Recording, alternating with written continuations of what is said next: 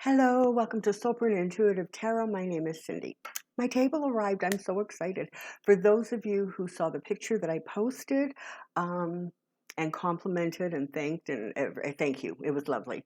I'm very excited, frankly, and I'm really looking forward to getting back to kind of doing my readings in the format that I'm most used to. So, if you look over my shoulder right there, you can see that we're still in the process of unpacking, but most of the house is coming together. And it's not, I don't know if it'll be this week, but hopefully next week, if not in the second video for this week, there's going to be a little bit of a, like sort of like a picture presentation or a slide presentation that we'll tack on to the end of the video and give you a little tour of the house. So also in that, there's going to be some pictures of Canadian geese and their babies. And the reason I'm including that is because literally they are right outside my backyard. They come right up to the fence to eat the grass. They're fabulous to watch. They're a lot of fun. And so I'll be including a picture or two of the Canadian geese because, you know, it's so Canadian, right? Let's get on with it. The hell is going on at the DOJ? Like, honestly. So, first of all, you have the nonsense that went on before with the past administration. I mean, more and more is coming out. It's terrifying what's coming out. I mean, the strong arm techniques and the really pushing and Mark Meadows, like people who should know better, just happily doing their bidding, doing his bidding. And so, as more and more comes out, it becomes more and more concerning. Then, of course, you have the whole, so that was about, turning over the election results, right? And then you have the whole phone records, right? And the gag order, so that Apple couldn't let any of their customers know that, in fact, they were actually all of their stuff was being sort of redirected to the Department of Justice. Adam Schiff, Eric Swalwell, but Don McGahn, right? But I guess as soon as Don McGahn wouldn't fire Mueller, then, or write a letter saying he wasn't told to fire Mueller, I guess that put him on Trump's enemy list, right? That was all it took. And there's a lot more, like I think I saw yesterday, it was something like 109 names. So, of course, the way I understood it, right? I mean, they would go into somebody's records and they would see all the people that they called, and then sort of all of those ones would get swooped up into this. Appalling, absolutely appalling. And of course, now at the DOJ, you have Merrick Garland, who, just seems to be sort of struggling to move forward in a way that is going to put some of this other stuff to rest. And to be fair, the guy's only been in the job for, 6 months. And not even, right, because it took him a while to get him, or whatever that's called, where they like approve his position. So I just want to take a look. I mean, past, present, future kind of thing on the DOJ. I just think it is one of those things that needs looking at. So here we go. I have a question. What the hell's going on at the DOJ? Come on down. Oh, isn't that exciting? Okay, here we go. DOJ, past, present, and future. DOJ, past, present, and future. DOJ, past, present, and future. I think on Friday's video, I'm going to do another dive on Trump because, of course, things are tightening up around him. So I want to take a look and see how he's doing.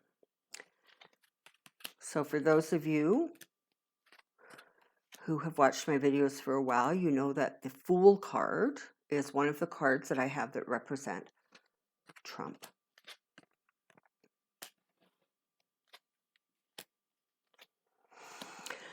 Okay, so part of what we're going to it's going to continue to get uncovered, okay? And that in part is because of the committees that are doing investigations.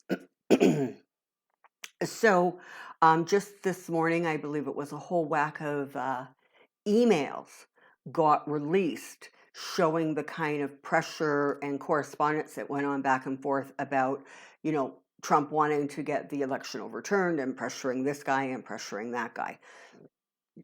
So, what you had going backwards in time was this guy, the fool, was really at the head of it all, right? I mean, it all trickled down from him because he was just absolutely not prepared to let go of, of the office and acknowledge that in fact, the election didn't go his way. Um, he lost. He's a loser.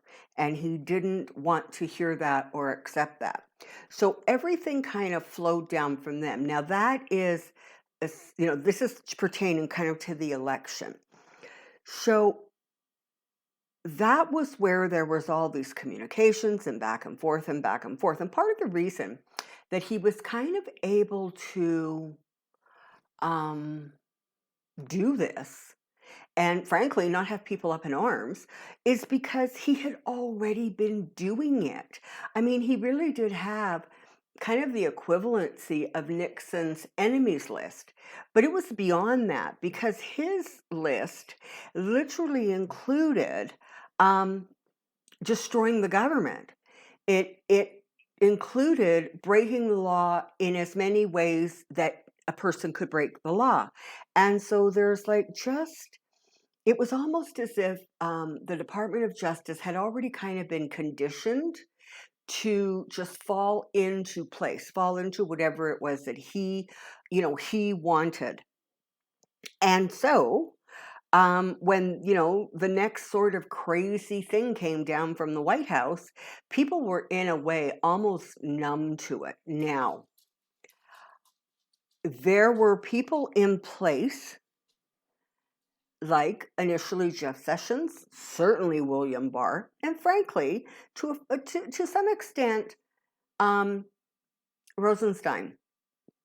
Because this is the thing, Rosenstein in and of himself, we sort of deluded ourselves into thinking he was sort of like this white knight who was going to, hold the line. But in fact, he really didn't. When it came right down to it at the end of the Mueller report, he caved and he stood there on that stage staring off into space, unblinking, as Barr said there was no collusion, there was no nothing, and there were going to be no charges, and there was nothing there. So, there were people in place, Republicans, who were not able to sort of be bipartisan, to be neutral, to be above it all, which is sort of what the Justice Department is supposed to be, right? They're supposed to be non-political. But that is certainly not what's happened. And, and the thing is, I mean, William Barr wasn't non-political the last time he was Attorney General. So the writing was on the wall as far as I could figure with him. But so what you have here is just a group of people who knew better and chose not to do better. And you had a group of people who were almost like, beaten into submission by the insanity. There is going to be so much more that comes out with regards to what went on. There's so many secrets that haven't been made public yet. And some of them haven't even been discovered yet.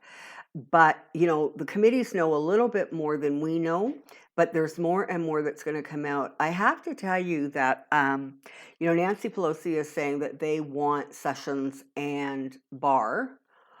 You should honestly get Rosenstein in there too.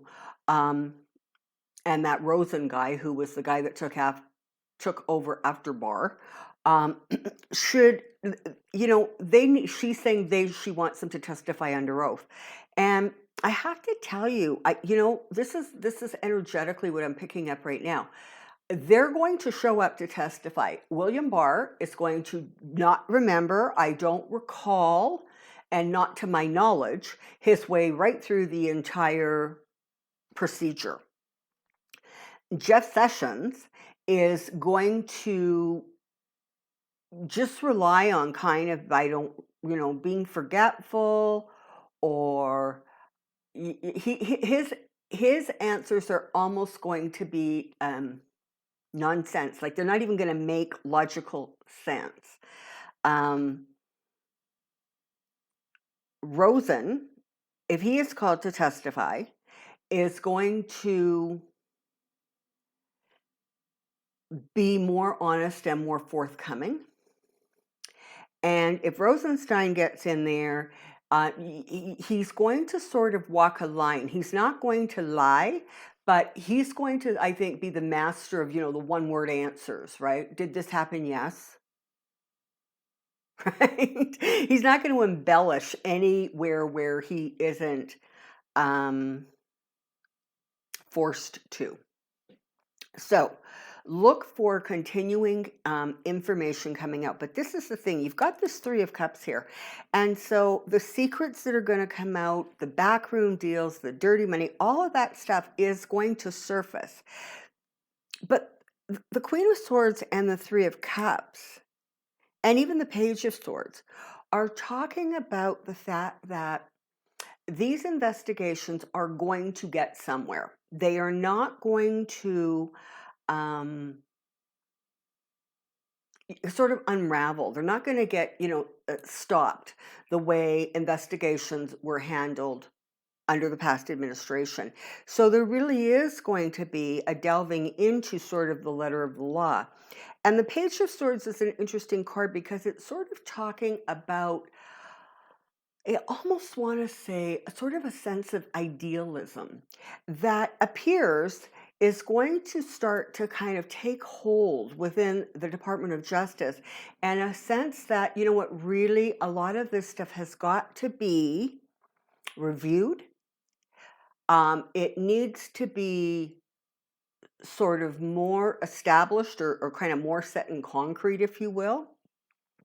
There needs to be a newness, a new beginning, sort of a stop, a clearinghouse, and a new beginning. And that potential exists within the Department of Justice. I actually think, as Merrick Garland, as he discovers more and more stuff, okay, he really finds himself a little bit between like a rock and a hard place, right? Because on the one hand, he really wants to steer the Department of Justice in a new way.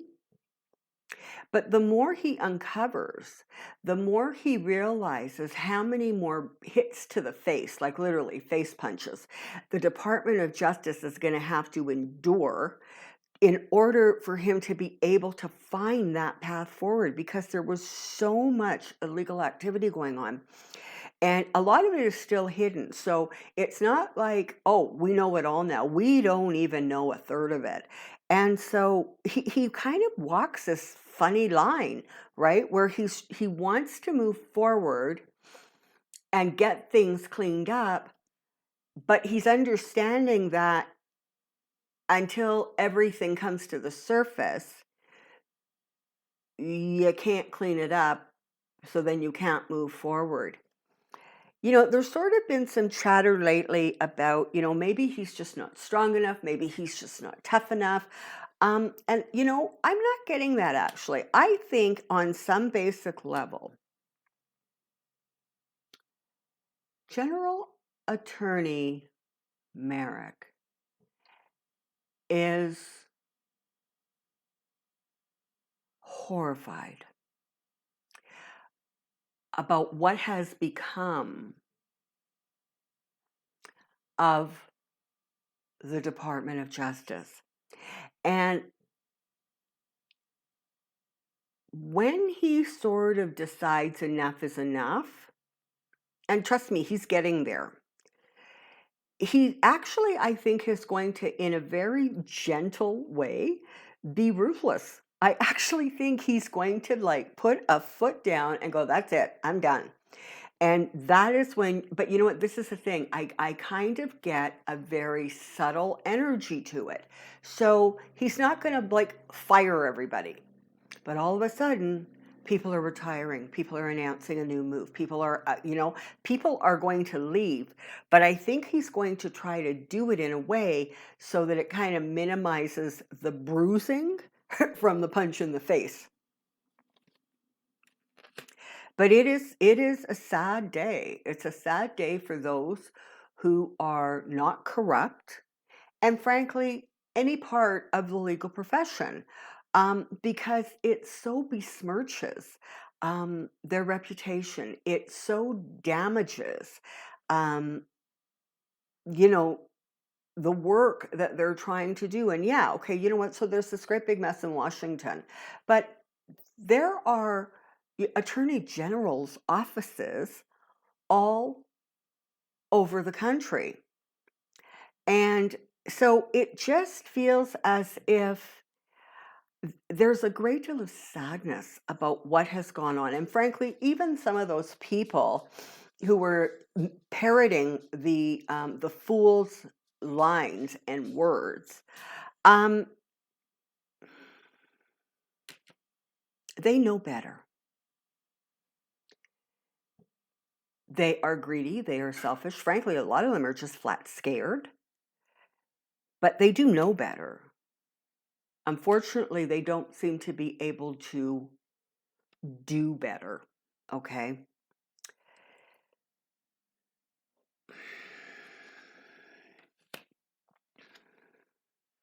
You're going to see a lot more communication.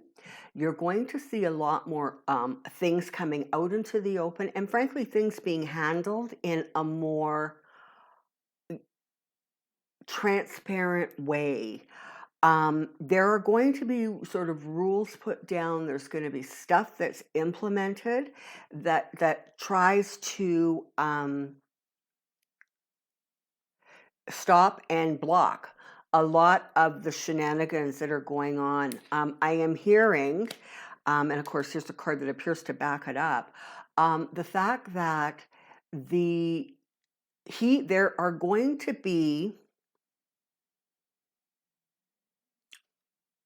there's going to be stuff that goes on that really, really surges towards protecting voters' rights. So not only is that going to be coming from the department, but I still feel that the bill is actually going to get passed.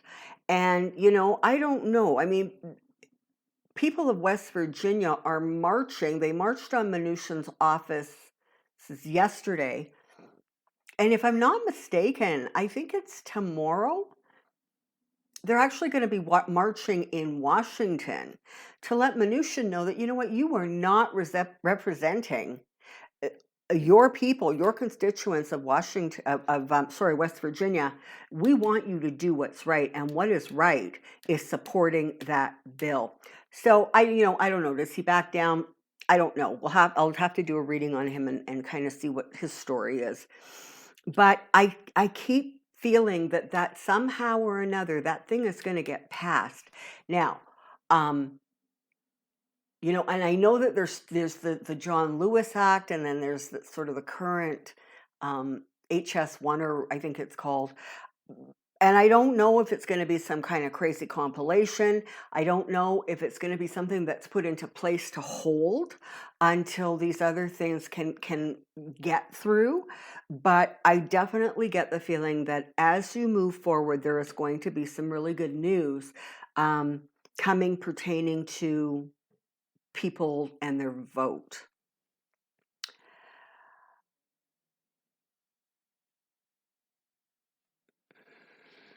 Department of Justice is going to play a hand in that. Look, you also have the Ace of Pentacles sitting beside the Ace of Cups. So there's work that's being done. And, this is the thing. A lot of stuff particularly in legal arenas, a lot of that stuff gets done very quietly. And then when all the pieces are in place, then boom, everything is exposed, everything comes front and center. And that's the process we're in right now. It's that sense of things are still quietly being investigated, quietly being looked into, et cetera, et cetera. And so it feels as if not a lot is being done. But in fact, a lot of the shenanigans are being unearthed, uncovered, and there's a lot of work and energy, whether it is from committees that are investigating or whether it is within the Department of Justice, and even in sort of state departments of justices, okay? There is a lot that is sort of being just sort of worked on, and we're not privy to it right now. So there's that. Okay, now. Oh, yeah. Okay. So this is about Barr, all right? So there is a sense that he still thinks he's protected. He actually still thinks that he can, I almost want to say ride this out. Let's not forget, he is part of, I believe, you can correct me if I'm wrong, but he is part of that very staunch sort of religious group that really do believe that they are doing God's good work. You know, they're the ones that, I can't think of their name right now.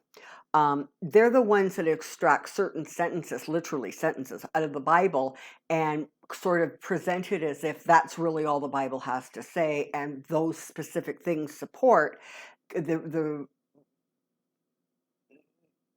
the behavior that they're conducting themselves in. So he has almost like a false sense of security.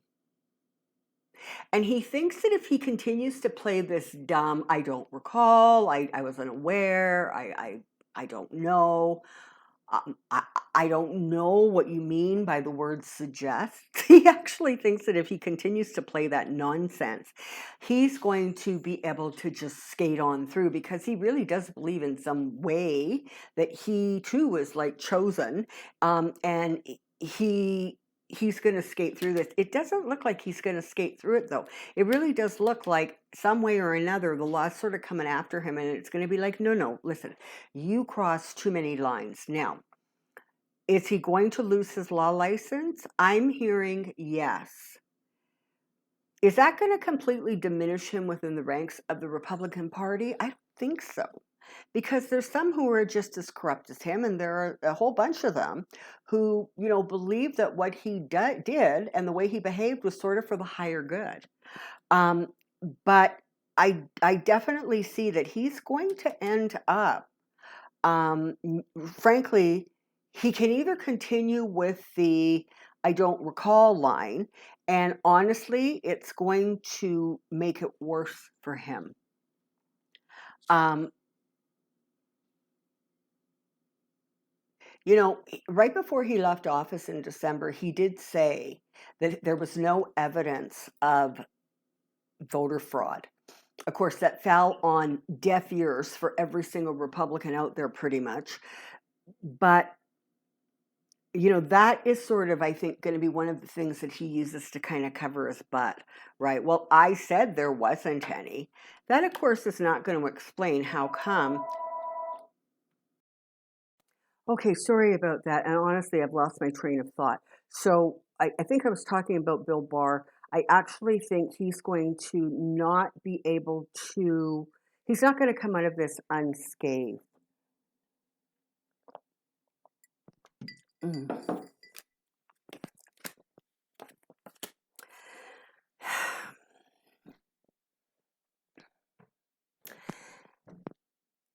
The department as a whole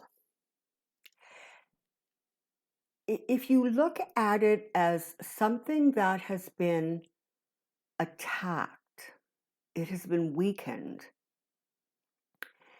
it has been frankly put through the ringer. But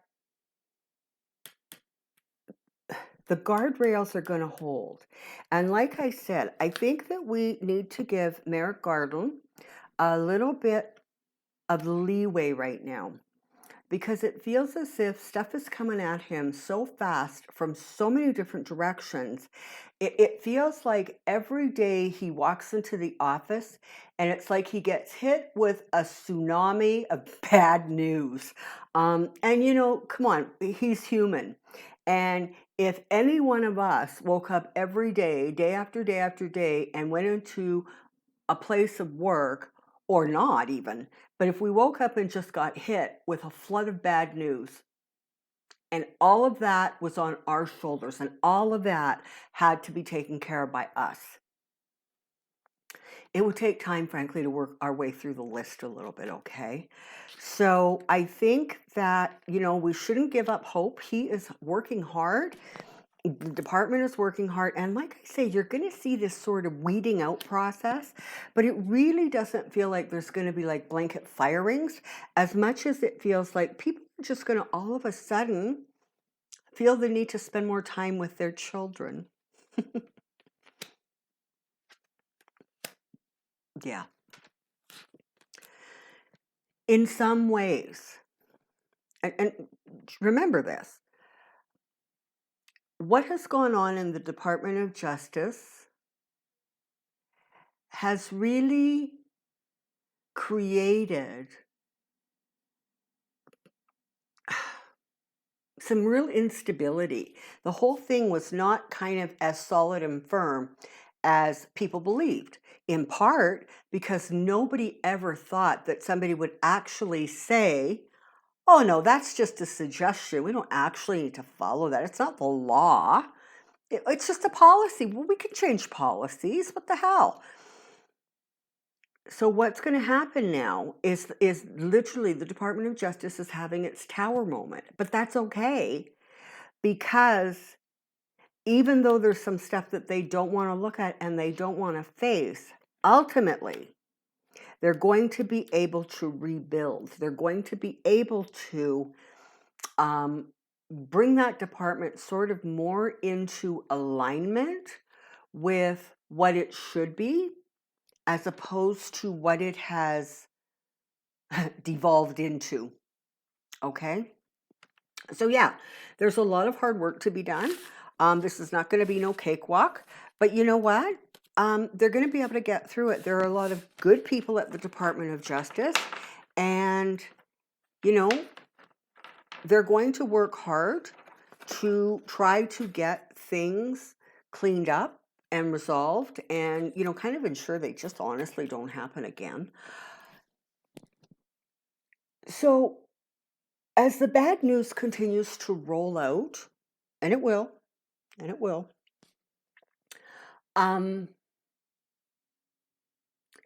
don't lose hope, because energetically everything I see is that ultimately this is going to sort of balance out, right? But there's a lot of stuff in life that you can't just do in haste because you just want it done, because that's where people end up making mistakes, or making decisions that maybe were not in the highest good or the best interest. So, and I think if frankly, not only the Department of Justice, but truly